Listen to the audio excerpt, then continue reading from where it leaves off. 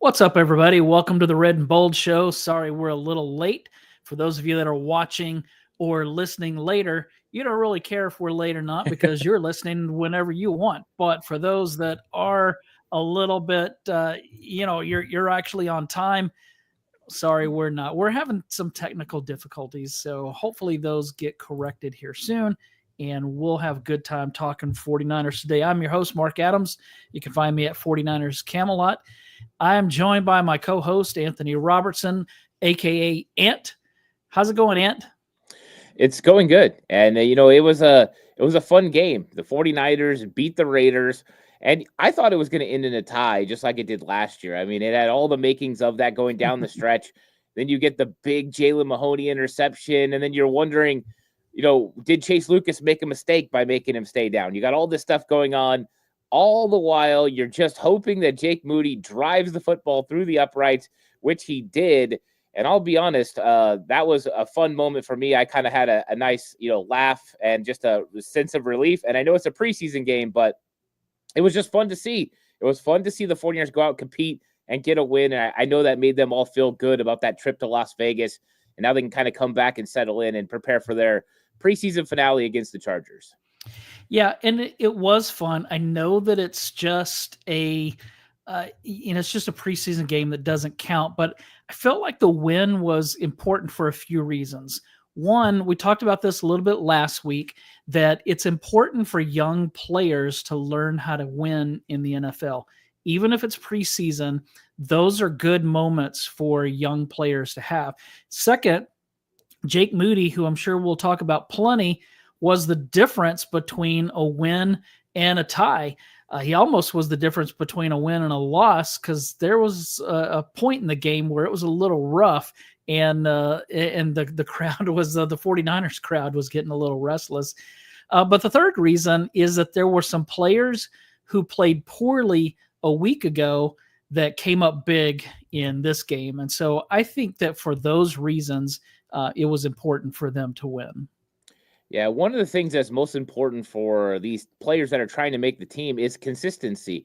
That's one of the things that the team is looking for. The coaches are looking for guys who can be the most consistent and that don't have those ups and those downs. And that's hard for young players, right? You got guys that last week they either struggled or they played really well. How are they going to, counteract that? How are they going to do the next time? Can they build upon that great performance, or is it going to be another struggle for them? And so I thought we saw some guys bounce back. We saw some guys take another step forward. Maybe there were some guys who weren't as consistent as they were in their debut last week, but overall, that's what you're aiming for. And I think that we're getting a good idea of who are going to be the guys that are going to make up this 53-man roster and who the 49ers can count on early, as some guys are starting to separate themselves in some of these battles that have been going on through training camp in the preseason.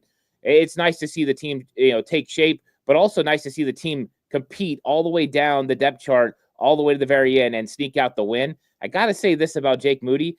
I've never heard so many people break down the flight of a football going through the uprights than I've heard right now. It is one of the most interesting things. It used to just be, if it goes through, hey, we're good with it. But now we're like, well, it kind of went through. It had some English on it. I don't know. I'm just like, hey, as long as it goes through, I don't care. But I do think it's interesting how everyone's breaking down the flight of the ball now. Yeah, even when it was live, and I don't remember who was calling the game. I was watching on NFL Network, and whoever it was somebody with the Raiders. When Moody kicked the ball, he said something like, "It looks like it's tailing." It kind of started to look like that. The 26-yarder that he made but barely made after the long one that he missed, when he kind of overcompensated, missed to the right, and then he almost missed to the left. And this one kind of had that look, but then it stayed its course and made it. Look, here's the thing. I think that Jake Moody has the ability. The question is going to be, can he stay out of his own head?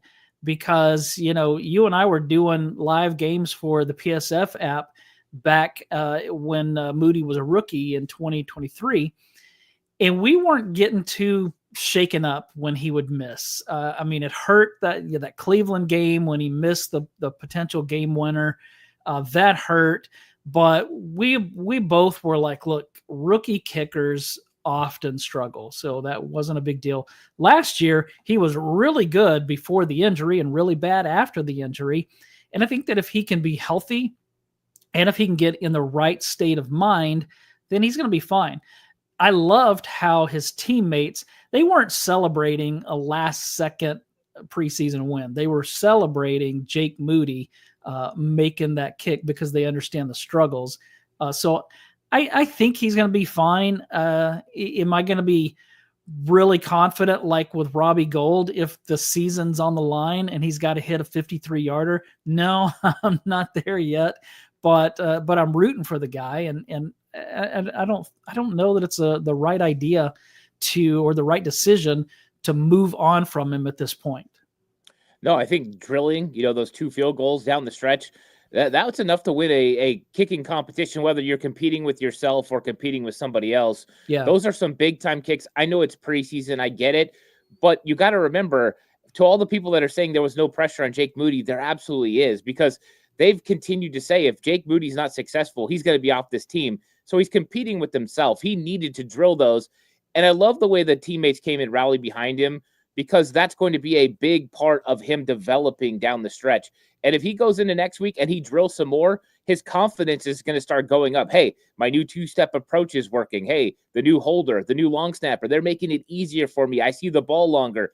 All these things play into a positive mindset that's so important for kickers. They got to stay out of their own way. And I think that Jake Moody bouncing back from that miss, that 44 or 53-yard miss, and coming back and drilling those 2 down the stretch, it goes a long way to show that mentally he's prepared for the situation. And that's ultimately what you have to have. You're going to miss field goals.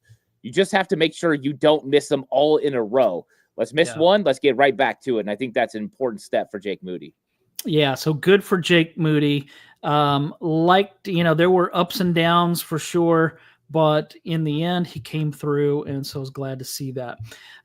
We are dealing with a few injuries for the 49ers. Dominic Pooney, Kyle Shanahan says was going to be out a few weeks with a possible PCL injury. So hopefully this isn't some kind of tear that could keep him out longer than that. But then Patrick Taylor Jr. Sustained a dislocated shoulder. He's going to be out a couple of weeks. Corey Kiner, most likely going to miss some time with a high ankle sprain, and his could be several. I mean, those high ankle sprains, easy to say, right? High ankle sprains are not always ones that they come back from quickly. Yeah, I think it's interesting too, because all the conversation around the 49ers has been soft tissue injuries. And then you get into this game, and every single one of them is because of contact. You had Dominic Pooney, who got rolled upon for the contact with his PCL injury. You had the running back. I just went blank on his name. He was dealing, Patrick Taylor Jr., he's dealing with the dislocated shoulder from some sort of contact. And then Corey Kiner, we all saw it. So it's an interesting development. Now, I think it makes it interesting for the 49ers roster building wise of how they handle the Corey Kiner situation, because you brought it up. He might be out longer than 3 weeks. This is usually like a 3 to 6 week injury. And if depending on the grade of the injury, it could be 6+ weeks for Corey Kiner. There's a chance the 49ers try to do some roster gymnastics with him, keep him on the active 53-man roster, tell the veterans, Jeff Wilson Jr., Patrick Taylor Jr., hey, we'll have to bring you back after we get Corey Kiner to the IR. So I think that might be where Corey Kiner's headed. But if they put him on before the 53-man roster, they either have to designate him to return, which means he takes up one of those 2 return spots, or he's done for the season. I don't think they want him to be done for the season, not with it just being a high ankle sprain and you already having so many concerns with that room already. So roster gymnastics are afoot for the 49ers with just 9+ days until they've got to make some roster decisions. So that one was hard to see. I thought all 3 of those guys were playing pretty well, and then you get the injury. So never something good. But once again, the 49ers are in this weird situation where the injuries are not really carrying too far into the season or into the season. Everybody's kind of getting set to come back before the regular season begins, which is good news. The only one right now that should carry out, I mean, Corey Kiner maybe, but it's for sure Kevin Givens, of guys who got hurt in training camp. Everybody else was kind of already known, the Brandon Ayuk. So it still hasn't been devastating yet. It's just a little frustrating right now, but we'll see how this thing plays out over the next couple of weeks when guys start coming back, because I think a lot of guys are supposed to start coming back in the next week or so. Yeah, and I thought that Corey Kiner he was running the ball really well, and so hated to see him go down. I don't want to see anybody get injured, but especially when you have a rookie, undrafted, playing well, fighting for a spot, and then to have him go down, that stinks. But hopefully they'll keep him somehow, because I'd hate for him to slip. Who was the one last year that got Cody Schrader? Schrader, yeah. The Rams picked him up. Yeah, and I do believe Corey Kiner would suffer the same fate. If Corey Kiner makes it to the waiver wire, there's too many teams that need running backs. The Green Bay Packers, they just signed TDP because they're dealing with injuries. Don't think for a second, with the way Corey Kiner's played through the preseason, he wouldn't be on a team like the Green Bay Packers. So the 49ers know the risk. That's why cutting a player who's a vested veteran who doesn't have to clear waivers, Patrick Taylor, Jeff Wilson Jr., getting those guys to where you say, hey, you guys come back in a day or so, is the best way to go, because you can't lose Corey Kiner, Jordan James, Isaac Arendo, just too much talent there. Yeah, speaking of running backs, LVKJ asked thoughts on Ashton Genty. The dude's he's really good. When he ran over Diamador Lenore, I was like, oh crap, that guy's a beast. Yeah, I mean, Ashton Genty, we knew he was going to be a monster. Now, the only thing I got to say, because I do like Ashton Genty, I think there's a lot of talent. I think he's going to be a really good back in this league for a long time, and he brings a heavy punch. But what did people think was going to happen when he got a hole like he got, and he could run downhill at a smaller cornerback like Diamador Lenore? Of course, Diamador Lenore is going to get trucked. Like, who are we kidding? This wasn't linebacker on Ashton Genty or safety. This was cornerback Diamador Lenore. So I hate that Diamador Lenore is taking heat for this, because you do this 10 out of 10 times, Lenore might win one. And that's him ankle biting. You know what I mean? That's his only chance. But I thought Genty looked impressive. He looked powerful. He looked strong. But I got to mention my guy Tatum Bethune, too, who absolutely popped him so hard. The funny thing was Genty didn't go down, but that was the loudest hit I thought of the day. Tatum Bethune, man, he can really bring the wood. Yeah, that's a great segue, because Tatum Bethune's one of the ones that I wanted to talk about. He continues to shine, just out there making plays. I know this is one of your FSU guys. And so, man, I like what I'm seeing from him, not just on that hit, but he's all over the place. Yeah, I tweeted during the game, I think the 49ers, especially with the way Tatum Bethune is tackling and moving and playing, the depth of this linebacker group is superb. You just look at the starters. You got Fred, you got D. Winters, you've got Luke Gifford. And I think Tatum Bethune is battling Luke Gifford for the starting Sam linebacker job. Right now he's playing Mike, but don't think they can't move him over in 1 second. I think those guys are in competition. I think right now Gifford's a little bit ahead, but I think that those guys are right in the mix. But that's 4 solid linebackers. Then you've got Nick Martin as your 5th, who's learning, developing, and you can see all the talent that he has. And then the question is, who's the 6th guy? But depth all over the place for the linebacker room. And a big reason why is how developed Tatum Bethune is in year 2. And this is the Johnny Hollins, Robert Saleh, right? Working with these guys, they continue to develop and get better. They've developed so many late and undrafted free agent linebackers. And now Tatum Bethune's just the next one. His big question marks has never been, how's he going to stop the run? How's he going to tackle? His question marks have always been coverage. He's doing so much better in his drops, his feel, the way he's reading the quarterback. This is a lot better player, and that's why I think he's in the mix, and this is going to be a lot of fun. 49ers don't have to worry, and I hate to say it, but if you have an injury, the 49ers can withstand an injury at linebacker with how these guys are playing. I even like the way that Chaz Surratt was playing in this game, and so it's a very exciting time for the 49ers with the linebacker room that they got right now. Yeah, and you mentioned Nick Martin. Liked seeing him bounce back from a difficult game in the first one. We talked about that. You mentioned that it just looked like he was trying too hard out there. He still missed a few tackles, but man, he was all over the place too. Yeah, I mean, that's the thing. the 49ers with their linebackers, they cut them loose. And a lot of these guys are built on athleticism and speed. Nick Martin is built on athleticism and speed and instincts. And as he gets more comfortable with this scheme and the offensive concepts that he's going to see as his responsibilities, he's going to be able to fly around more. That's why when you see him in man coverage, get into a running back out in the flat, out in coverage, he's flying because he's got one central thought: cover that man. When he's on a blitz, you're seeing him do it extremely fast because he has one responsibility: go. Right now, when he's reading, it's taking him a little bit longer. But as he gets comfortable and those things start to click, you're going to see this player develop. And when exactly does that happen? It happens for players at all different times, right? Dre Greenlaw did it in his rookie season. He's able to make an impact his rookie season. It doesn't happen like that for everyone. But I will say this: when it does click and everything slows down for Nick Martin when it comes to reading offensive scheme, he's going to be a problem.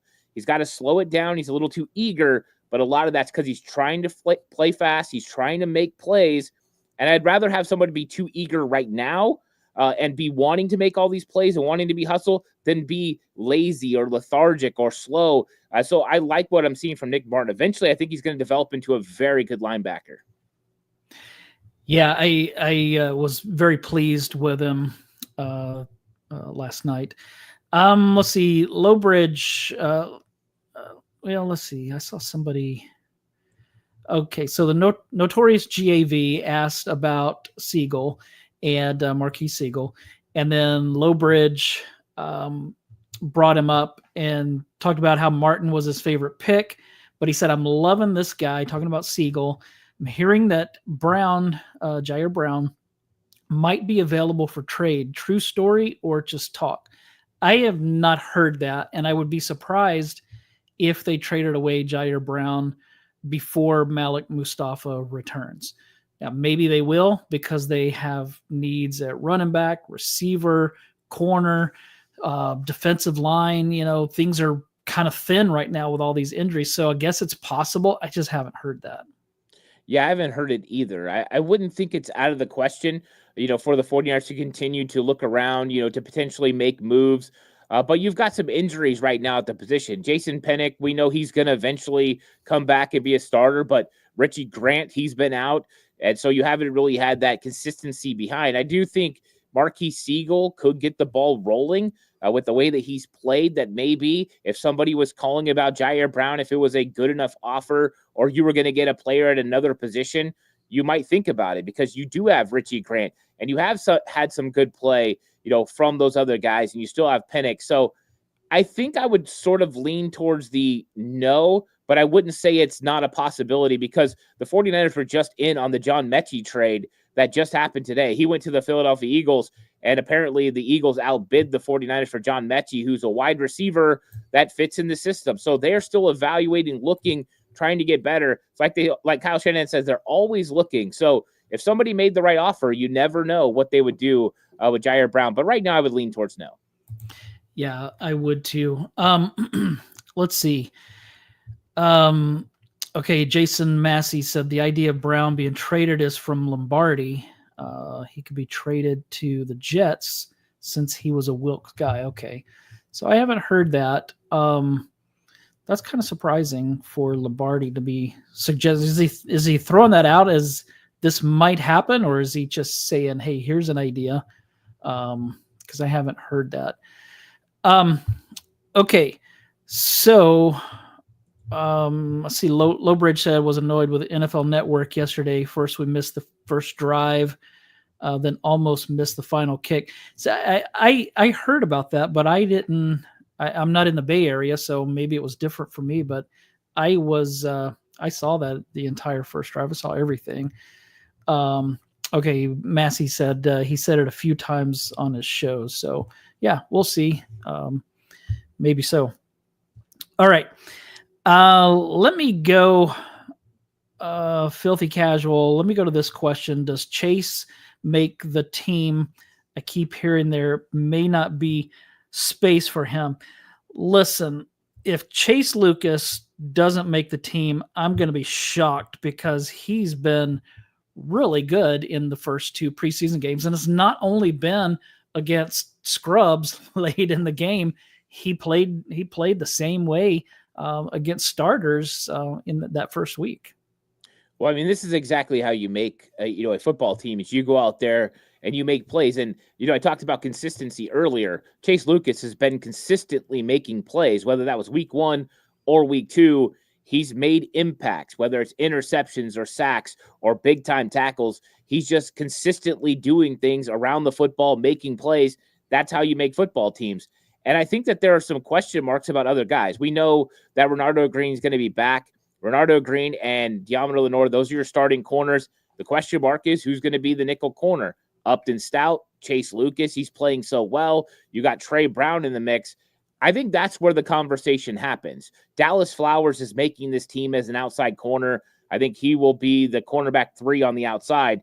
Then on the inside, Upton Stout's for sure going to be one of those guys. And then the question is, do you keep Chase Lucas or Trey Brown or both? You could keep 5 or 6 cornerbacks, and I think that would make a lot of sense.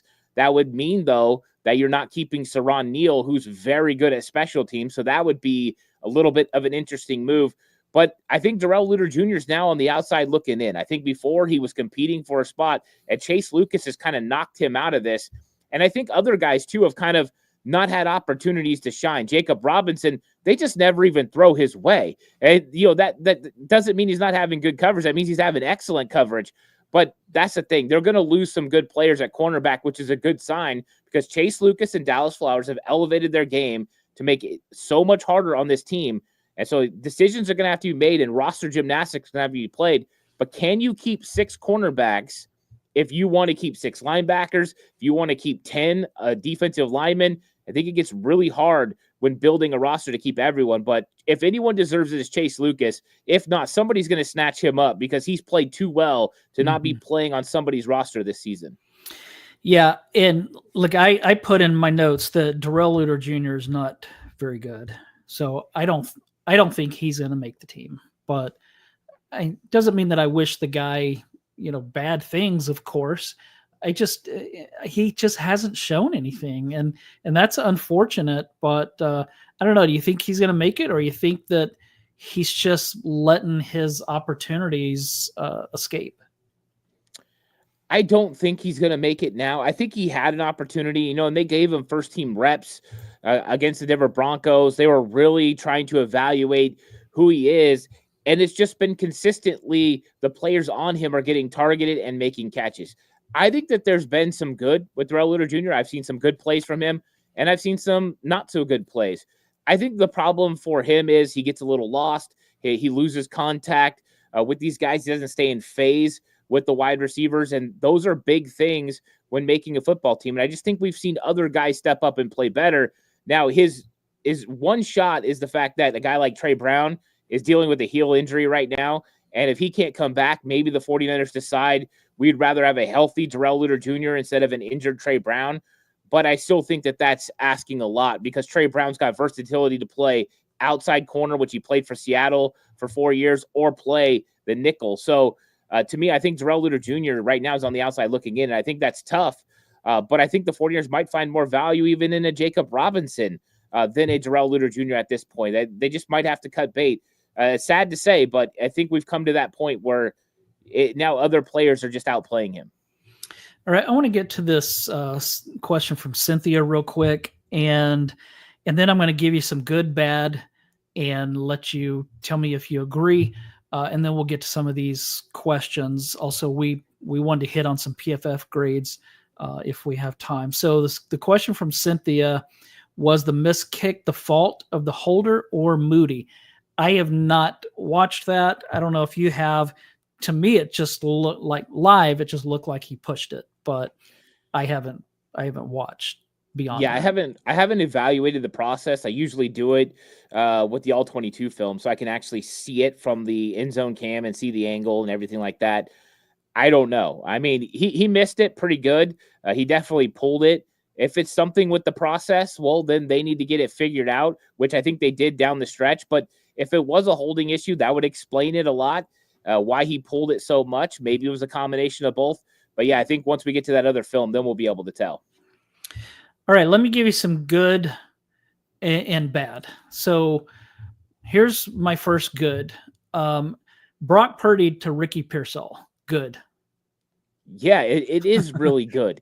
That's the cool thing about watching Ricky is he just picked up where he left off last year. And that was the big question mark. He told John Lynch and Kyle Shanahan he didn't want the season to end because he felt like he was just getting into midseason form. And then he had the hamstring setback. And you start wondering to yourself, hey, is Ricky going to be able to do it? Now, I have a lot of confidence in Ricky, so I've always thought that he could. I seen a swag to him last year and the way he carried himself. He already looked like a veteran. But the things that we saw and we heard, I don't know if you watched the build on YouTube that the 49ers put out, but Ricky Pearsall went to Brock Purdy and he said, hey, he wanted him to hold him accountable on the depth of his routes and how he was running his routes. And I thought, you know what, that is going to make this connection so much better. And we've seen Brock Purdy getting a chemistry with George Kittle. He's getting a chemistry with Ricky Pearsall. But really, he's getting a chemistry with all these guys. The routes look good from Isaiah Hodgins, from Russell Gage, from DeMarcus Robinson. And some of it is the quarterback getting the ball out on time into the right spots. Well, guess what? Wide receivers can usually get a little bit of separation. So I love the Pearsall connection. I think that's going to be really good for the 49ers this season. I'm super hyped about Ricky. All right, here's the bad. This is my opinion, so I want to see if you agree. I thought that early on in the game, they could not run the ball and they couldn't stop the run. Is that just, because of who was playing at the time, or is there something to be concerned about once September gets here? Well, there's a couple of things. I mean, first off, yeah, you don't have your big bad. You don't have Trent Williams out there. That's one determining factor, right? It's not Christian McCaffrey who's going to make the right reads, but we've got to give credit to the Raiders too. I mean, they were playing their starters, and Pete Carroll came out there with a game plan to stop the 49ers run. He wasn't going to let them gash. He was playing a lot of players outside of the offensive tackle. He was trying to make it difficult for them to carry the football. He loaded the box. So it's a combination of a little bit of lack of execution. Colt McKivitz definitely struggled on the outside, and he got beat. So you've seen some guys get beat. It was a combination of that, an aggressive style from the Raiders to stop the run early, and that's what happens a little bit. I'm not as concerned because I think once you start game planning, you can take a look at those things. Plus, Brock Purdy will come to the line, and if you're going to give the 49ers that kind of look, you're going to get cooked somewhere else. We're going to throw the football on you. He'll have 2 plays called. He'll be able to check in and out, and that'll make a big difference. But I wasn't too concerned about that. Now, when you talk about the defense stopping the run, yeah, I mean, there's some movement with those defensive tackles. They definitely weren't holding their ground against a powerful offensive line from the Las Vegas Raiders. We've seen Alfred Collins get pushed back some. Evan Anderson, he was getting pushed back some. Sebastian Valdez was getting wiped out. So, yeah, we saw some of that movement that definitely is a little bit frustrating for this team. But they're competing. They're battling. And we see some linebackers make some good plays. We saw some edge defenders set at edge. Let's not forget, they are going out there with Jonathan Garvin starting at defensive end, and they're trying to stop the run. So it's kind of interesting. But I think this run defense will be better when the season starts. They just got to get everyone out there, and it'll make a big difference. All right, here's 3 good names to throw out from yesterday. Jake Tonjes had a few catches, so glad for him. Carter Bradley, who I was really hard on last week, was really good yesterday. Robbie Chosen had a really good game. Isaiah Prince did not. Tell me your thoughts on those 4.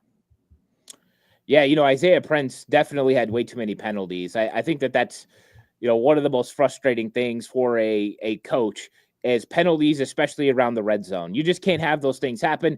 4th down, especially. You're going for it, and you're going to give Robbie Chosen a chance in the back of the end zone to make a play, and it gets called back. Those types of things are frustrating. Now, with Carter Bradley, we saw some of these things last week if you broke down the film. I did the breakdown over on Patreon, and even with this interception, the timing of the throw was right. The guy he was throwing to was right in the right window. He just didn't make a layered throw. He was too flat with the football and it got intercepted. So there was a development. He's learning how to play in the system. So I wasn't too shocked, but I was very proud of him bouncing back. And he almost made a crazy good throw down the field to Robbie Chosen. That should have been caught for a touchdown. Carter Bradley played really well. I think he proved at least he deserves to be on the 49ers practice squad, and I think that's probably where they want him the most. So I think that was something good to see. But yeah, it was an interesting matchup watching Carter Bradley come out there, because I don't know if anyone besides Jake Moody has caught that much hate that quickly, but Carter Bradley was getting a lot of it, and it was good to see him kind of step up and make some throws. Yeah, he did get a lot of it, and it probably wasn't fair, myself included, because as you mentioned last week, he just joined the team, and so he really didn't know the plays that well yet. Let me ask you this question, and then I'm going to get to questions in the chat. Jalen Mahoney had the big pick that gave the 49ers the chance to win the game. Sebastian Valdez had the quarterback pressure on that play. Do you see either of these two making the team? I think Valdez has a better chance of making the team than Mahoney does. I think when you look at how the safety room's built, right now you've got Jair Brown, Marcus Siegel, Jason Pennick, Richie Grant. If you decide you don't want Richie Grant, you're probably keeping Saron Neal there because of his special teams ability. So I don't know where there's a spot for Jalen Mahoney. They did waive him earlier in the season. They brought him back. So I think that kind of is also a determining factor to the fact he cleared waivers. You could probably get him to the practice squad and keep him there the same way you did last year. I don't think he's a bad player. I think he's developing, pretty good tackler, got pretty good instincts. But I think that Sebastian Valdez, when you look at what he does against offensive lineman pass rushing, he's a little bit more developed than some of the other guys, and I was watching yesterday him and Evan Anderson, and they were playing those two guys together for a lot of snaps. And what we noticed was both were getting washed in the run game a little bit, which Evan Anderson should be the guy that does not get moved. And Sebastian Valdez is a little bit better pass rusher. So I think Valdez might be pushing Evan Anderson for a roster spot. And I think that's the big competition between two former undrafted free agents. It's going to be interesting to see. Do you go with the upside of Valdez, or do you go with Evan Anderson, who's another run defender? Once again, Evan Anderson, CJ West, Alfred Collins, all not too different from each other. And I think that's what makes it a little bit more interesting when it comes to roster makeup. Well, what do you do there? And I don't know what Evan Anderson is going to do. I don't think yesterday was his best performance, but he just came back from injury. Maybe next week he'll play better. I think next week's going to be big for Evan Anderson. Yeah, in fact, let's see, you mentioned Evan Anderson. He was one of the 49ers' lowest. In fact, he had the the three lowest graded 49ers on defense. Curtis Robinson with a 28.4. That's pretty bad. Darrell Luter Jr. 41.0, and Evan Anderson at 45.9. So yeah, he didn't look good on the game live, and obviously doesn't sound like PFF thought that he played very well either. If Evan Anderson and the Hulk are competing for a roster spot, does that mean that Kalia Davis has the inside track? Yeah, I think right now Kalia Davis is your best defensive lineman that you're putting out there week in and week out in the interior part of the defensive line right now. I think Jordan Elliott and Kalia Davis are now on track to be your starters week 1 versus Seattle Seahawks. Kalia Davis looked pretty good again. He's flashing. He's making plays. He's putting pressure on the quarterback. He's getting down the line of scrimmage in the run game. He's definitely built upon his week 1 performance. This is the best Kalia Davis that we have seen in his time in San Francisco, and it's coming at the right time because they need somebody to step up while these young guys are getting their legs underneath them for sure. So I like what I see from Kalia Davis. I think he can make an impact this year, and I think he's on track to start. Yeah, and along those lines, here are the 5 highest graded 49ers on defense per PFF. Jalen Mahoney was the top at 91.4, which I think made him the highest 49er for that game. Chase Lucas was second at 86.4, followed by Luke Gifford at 82.4, and then Kalia Davis at 79.0, and then Chaz Surratt at number 5 at 74.5. So interesting take on those. All right, let me get to some of these questions here in the chat. I don't want to leave people waiting too long. From David Morazzo, Ant, could you see the 49ers kicking Buford back to right guard if Pooney misses some games? Well, I think anything's on the table. I think that Spencer Burford probably had, a very bounce back performance this week against the Raiders. It was a lot better than we saw the week before. And I thought last week was mainly a couple of flash plays that really hurt him, but I thought it was much improved. And this is what they had to see from him. They had to see more consistency. And I thought he was pretty consistent, whether it was in pass protection where he only gave up one pressure or even in the run game. I think it's always on the table that you could move Burford inside. Kyle Shanahan's kind of brought that up before. I think right now that they would probably go with a Nick Zakelj, probably, and I know a lot of people cringe about that, but that's why they're getting him reps there. They're preparing him to be that swing interior offensive lineman that can play right guard, left guard, and center. And that's why you've seen him play center and guard in this last game. In fact, Nick Zakelj logged the most snaps for any offensive player in this game versus the Raiders. They played him basically the entire game. And so that's one of the key things, is just seeing what he can do. But it was also to give other guys looks at other positions. So Connor Colby, Nick Zakelj, I think those guys would be probably the front runners to start at right guard. I don't think Connor Colby had the best game, coming off that week 1 performance, but I do believe he's still in the mix. But are you going to change the rookie sides right now? Zakel's more experienced. He's been in the offense for a while. I think it would be him, but never count out Spencer Burford as a guy they could throw over there and then eventually kick back to tackle, because he started at right guard for, an entire season in his rookie year.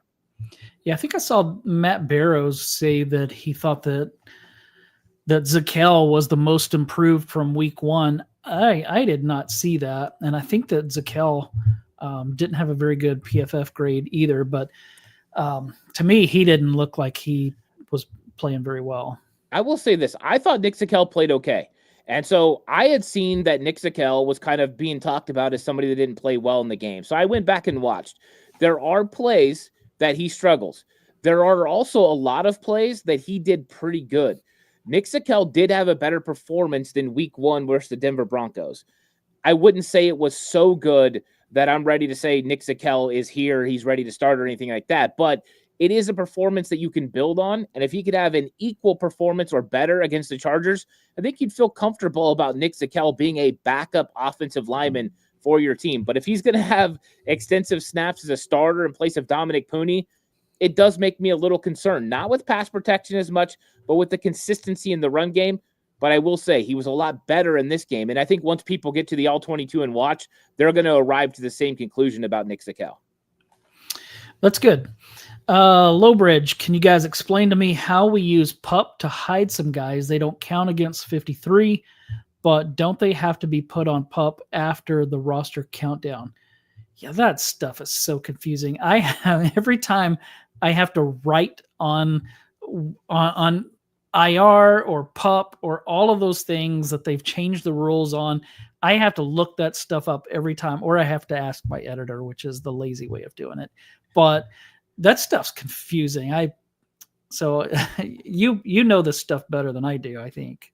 Yeah, so with the PUP list, if you're on PUP right now, you can carry straight onto PUP, and you won't count against the 49ers 53-man roster. So guys like Brandon Ayuk, for instance, or Curtis Rourke is on NFI, which means non-football injury list. He can just go right straight to there. You don't have to worry about him being on 53. They count on your 90-man roster during preseason, but not your 53-man roster. You don't have to do anything else. You don't have to worry about losing them for the season. Just means they can't come back for the first 4 games. Now, when it comes to the IR, the NFL did an interesting thing last year where now they allow you to put 2 players on the IR before the official 53-man roster is defined, and then you can designate them for return, but it counts against your returns, and you only have 8 guys that can return off IR, PUP, or NFI. All those combined can come off. So not a lot of room, not a lot of wiggle room. But yes, you can hide players because you have guys make your active 53-man roster. You cut some of these veterans that don't have to clear waivers, vested veterans, at least 4 accrued seasons in the NFL. They don't have to clear waivers. They're just released. That's the difference between a player being waived and a player being released. and then they can eventually come back and re-sign with your football team. If you're waived, you have to clear waivers. All 31 teams, other teams have a chance to claim you in the process. If you clear waivers, they can sign you back to the practice squad. So it's a way to kind of move guys around. Nobody after the 53-man roster is declared will be put on PUP. It will be IR, which is injured reserve. So those are just some designation things. But, yeah, it can get complicated, and the NFL keeps changing it up every single year, and we have to keep learning the new stuff. Yeah, that's what's annoying. Let's see, from Monkey Boy 12th, thoughts on Bergen, Junior Bergen. I don't see enough of special teams impact worth giving up a roster spot for. I want a talented returner, but he hasn't shown that yet. I'm glad that somebody asked this question because in week 1, I liked what I saw from Bergen as a punt returner, but as a kick returner, I was like, eh. And then we fast forward a week to yesterday's game where the Raiders punted once, and Bergen didn't even get to return that because somebody was right there and tackled him just as soon as he caught the ball. But again, as a kickoff return guy, man, he's mediocre. He doesn't look special at all when it comes to kickoff returns. So if he's just average as a kick returner, would they put him back? Like, would he make the roster as a punt returner? Yesterday, he had no impact on the game because of that. If it's a game where the defense is playing really well and he's getting multiple returns a game as a punt returner, then I'd like to see that. And so I was actually keeping up with how many punts the 49ers defense forced because I wanted to see Junior Bergen. And I actually put it out on X yesterday that the 49ers defense forced only one punt, and I had people, going, it's a preseason game. I'm not saying the defense did bad. I want to see what Junior Bergen can do, and I was frustrated that there was only one punt. Yeah, they had a couple of turnovers. They played well, gave up one touchdown or something like that. So I wasn't bashing the defense, but I want to see what the punt returner can do.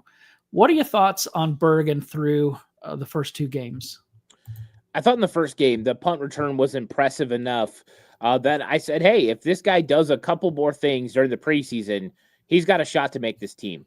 I don't think he's done enough now that any of the other 31 teams are going to want to claim him and have to put him on their active 53-man roster to start the season.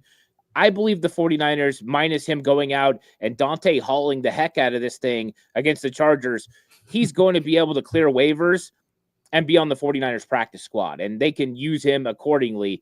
I don't think now that he's going to be able to squeak onto this roster. I think that they like some of the veterans. You got a guy like Jacob Cowing. He'll probably play next week. He can handle the punt return duties. Dallas Flowers right now is a better kick returner than Junior Bergen. We just see him. He was really good his rookie season. They pointed that out on the telecast. So he's going to be a guy like Isaac Garendo. He can handle some of the kick return duties as well. You have other guys. So I don't think that he's done enough. I was hoping we were going to get some dynamic plays from Junior Bergen so he could kind of, make it, tough on the Niners. But I think they're going to want to keep some of their veterans, Russell Gage, Isaiah Hodgins, Robbie Chosen. I think all those guys are in the mix to make this roster as wide receivers. And I think that really pushes Junior Bergen kind of down the line a little bit. Yeah, and for what it's worth, Junior Bergen's taking a beating in the chat. I want to grab this question from Cynthia because it's kind of a follow up to your answer on PUP, that kind of stuff. Is the waiver wire order the draft order? Is it that way now? It would have to be that way now, right? Yeah, it's how you finished during the season. So, of course, if you had like a trade or whatever, right, it's not going to be the complete draft order or, you know what I mean? So if you had somebody else's first round pick, it's how you finished last season, like the order that you were in. So the 49ers are towards the top. So they have a chance to claim guys if they want. And I think they might be active in the waiver wire, especially when you look at a few positions. They could go grab an offensive lineman if he gets cut or, somebody at another position. So that will be something to watch. But yeah, that's how it goes. It goes your order that you finished last season. And then during the season, is it still that way, or is it, for some reason I was thinking that it was based on the standings for that season? It does become your standings. It becomes how you're sitting in the standings. So if you're one of the best teams, you're way down the waiver wire. If you're one of the worst teams, you can claim as many players. And we've seen teams like Carolina claim tons of players I think the Carolina and the Cardinals have claimed like the most players over the last 2 years. All right, next question. Big 49er fan for life asks, what do you think about Jeff Wilson Jr.? He was falling all over the field last week, but this week he's awesome. But he didn't play last week. He just joined the team like 5 or 6 days ago, I think. So he didn't play in the first game, but I thought that he ran the ball really well. There was one or two mistakes that I felt like he missed a block on pass protection on one play. And there was something else that I noticed, but by and large, I liked what Jeff Wilson Jr. did last night. Yeah, Jeff Wilson Jr. got caught because Isaac Alarcón got beat to the inside, and Jeff Wilson Jr. was stepping up to help on the outside. He wasn't expecting Isaac Alarcón to get beat on the inside. He thought he was going to step down, take care of that. He would come seal up the outside, which is the norm for what happened. But Alarcón got beat, and he got beat fast. So that definitely didn't work out. You saw Jeff Wilson Jr. was upset at himself. He was upset because you got to work inside out, and I think he was frustrated. But I thought he ran really well. It looked like the Jeff Wilson Jr. that I remembered. You could see the way he ran, the feel, the cuts, the patience. It was really good. I think that he, kind of put himself in the mix. I do. I think that depending on what happens with Patrick Taylor Jr., I think those guys are kind of similar players. They run physical. They're the guys who get the short yardage. They're the guys who block well. They're pretty much the same sort of player. So I'm curious how the 49ers end up handling this. And, does a Corey Kiner injury open the door for Jeff Wilson Jr. to be able to make the team? But it was nice seeing Jeff Wilson Jr. out there. I enjoyed watching him. And for whatever reason, when he plays for the 49ers, he runs really well. Yeah, and, he was fresh because he hadn't been going through training camp. But at the same time, he'd only been with the team for like 5 days, I think. And so now he knows the plays, but still – are you in game shape at that point? But he looked like he was. I would definitely take Jeff Wilson Jr. over Keyshawn Vaughn. I see nothing special about him. To me, he looks slow and tentative, but that's just me. I also would probably take Jeff Wilson Jr. over Patrick Taylor Jr. What do you think about that? I'm sure you would take him over Keyshawn Vaughn, but would you take him over Patrick Taylor as well? Personally, I would. I know he's a little bit longer in the tooth. He's played, more games. He's got probably less tread on the tires than Patrick Taylor Jr., but I think he's a better runner than Patrick Taylor Jr. I think he's just got a better feel for the system. He's got a little bit more of a higher gear. He can go a little bit faster. He looks faster than Patrick Taylor Jr., even though I don't think he's actually faster than Patrick Taylor Jr., but with the ball in his hand, he looks like it. And Kyle Shanahan has a real faith in both guys. But who does Bobby Turner end up wanting to keep? And remember, last year they did cut Patrick Taylor Jr., put him on their practice squad. Eventually, he helped his team out a lot. I know they like him, but Jeff Wilson Jr.'s got something there. He's proven he's got some juice. I think next week's going to be very important for him, and Patrick Taylor Jr.'s out. So this competition becomes Jeff Wilson Jr. against himself, which is kind of interesting. All right, last question on here from Lowbridge. It appears Niners will only go with 2 quarterbacks. Do you guys agree? See them keeping one on practice squad? Yeah, I think it's going to be the 2. I mean, would they really keep 3 right now with the lack of depth in multiple rooms? I don't think they're going to keep 3 quarterbacks. And I've been saying this since before training camp started. And it wasn't going to be Tanner Mordecai. It's not going to be Carter Bradley. I don't think that those guys can make your 53-man roster. And with the way the 49ers have to build this roster, they need players at other positions. And I think that everyone can see that the 49ers have a chance to win every single game with Brock Purdy at the helm. And they have a chance to win some games with Mac Jones at the helm. they don't have a chance to win games with Carter Bradley or Tanner Mordecai at quarterback right now. I think that Carter Bradley probably ends up on the 49ers practice squad. Last year he was on the Raiders practice squad, and I think that they elevate him as that practice squad quarterback that steps up in emergency situations that they can continue to develop. And hey, who knows, maybe next year, right, he could be a guy. But you also have Curtis Rourke that's going to eventually be able to come off NFI. So if you needed a third quarterback, you could go him as well. So I think it's an understanding that you're not a good football team without those top two guys. So what's the point of carrying a guy on your roster and losing out on one of these good cornerbacks, linebackers, defensive linemen? To me, it just doesn't make a lot of sense. Yeah, completely agree. Anything else before we take off here?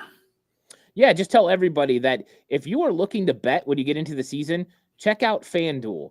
FanDuel is the sponsor of the 49ers Cutback, title sponsor all year long, and they've got lots of cool bets. Right now, the 49ers are favored to win the West at plus 160. So if you're into betting, go check that out. I've been learning, trying to learn all the ins and outs of betting, and it's been an interesting process. They got some good prop bets too. For whatever reason, they don't think Christian McCaffrey is going to rush for over 950.5 yards. I think he's going over 1,000 this year. I got a lot of faith in my guy, Christian McCaffrey. Yeah, and on that that list of players that the NFL Network does, Christian McCaffrey was awful low on that list, and I also think that George Kittle was way too low. There were some players in front of him that I'm like, come on, these are not. George Kittle's a difference maker. Those guys were average, but that's all right. That's all we have today. Appreciate everybody in the chat. Appreciate everybody watching as well. Listen, take a moment. If you haven't gone over to 49ers Cutback, please go over there and like and subscribe to Ant's channel. Also, go check out his Patreon. He does some great things over there, and so make sure you support him there.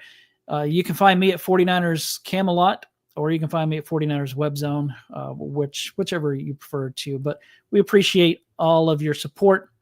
We'll be back here next week to talk a little bit more 49ers. By that time, the preseason will be over, so we can hope and pray for no more injuries. Thanks, everybody. Have a great week.